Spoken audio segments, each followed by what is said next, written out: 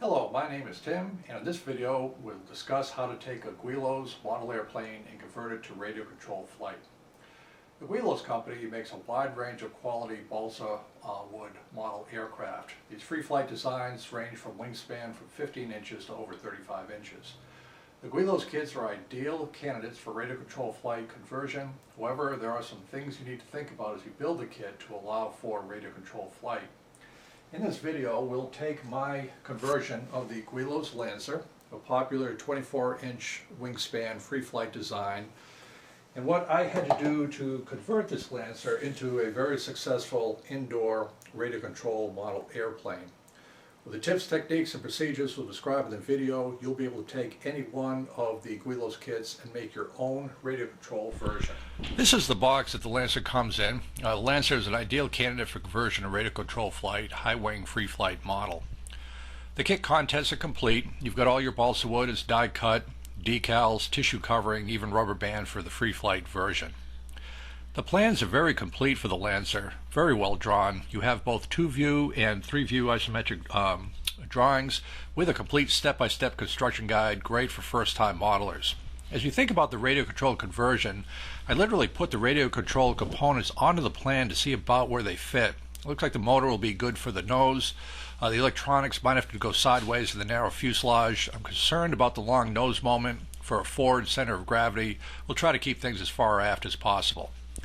The fuselage builds well directly onto the plans. You can see the right side going on here with the other one drawn in below. Notice that it's fairly lightweight construction. We'll have to beef that up later on for the radio control flight.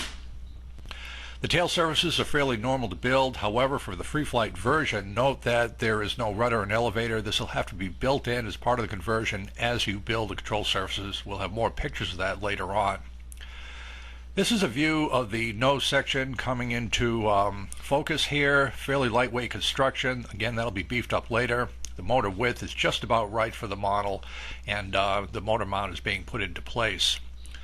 This is an under view of the fuselage. You can see the motor mount is now glued into place. The electronic speed control brick is just a little bit too wide for the narrow Lancer fuselage, so I elected to put it sideways onto the fuselage side. This is an important view of pretty much the finished fuselage. It's very important to note that the 1/60-inch balsa side reinforcement panels are there. They go from the wing trailing edge all the way to the nose. The motor mount is glued between these panels, as is the landing gear mount. It makes for a very rigid structure. Note also the dowels and their reinforcement for the wing hold down. The landing gear must be beefed up and that designed into the kit. Use sturdy music wire, wheels of your choice, bent to shape, epoxy to a plywood plate. That plywood plate will be glued into the underside of the fuselage. This is a completed view of the underside of the fuselage. Note the covering is in place on the landing gear. I left open the bay for easy access to the electronics and the battery tray to the left. When complete, the Lancer makes for a very attractive model, 24-inch wingspan. Make sure the landing gear is long enough that you have clearance for the propeller on the ground.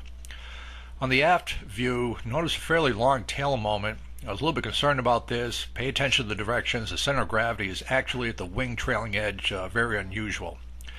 Good detail of the elevator and rudder. Notice I used about half of each. You have to build in the hinges there. Beef up the structure for the control rods. Note also the cutout to allow the elevator to go up and down. Plenty of control throw with the ParkZone electronics and just thin music wire direct connection to the servo. When complete, the Lancer is an ideal indoor flyer. Just a unique design, handles well. You can see here the nose is covered. The rubber bands that hold down the wing. Note the balsa center section reinforcement. Continue to the tail. You can see the thin 0.025-inch music wire that goes to the rudder and elevator. Just a nice straight line there. Toothpick for the tail surface. The open bay construction of the fuselage.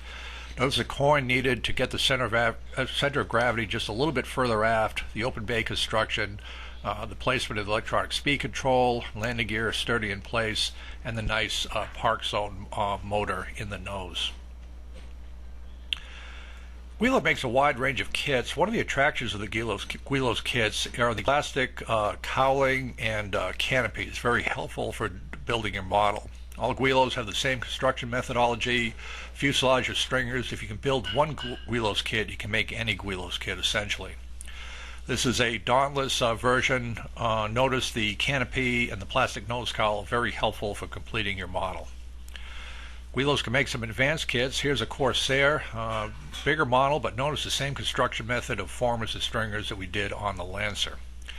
You can use a variety of covering methods for your Guillows models. A lot of models use tissue paper. I use plastic iron-on covering, your choice. And of course, you can go up to a 4-engine B29. It just depends how ambitious you want to be in these sorts of things.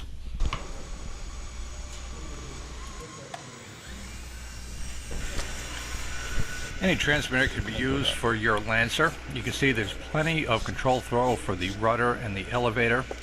Plenty of power. I over-controlled a little bit on this first takeoff with a polyhedral wing. However, the model handles very well.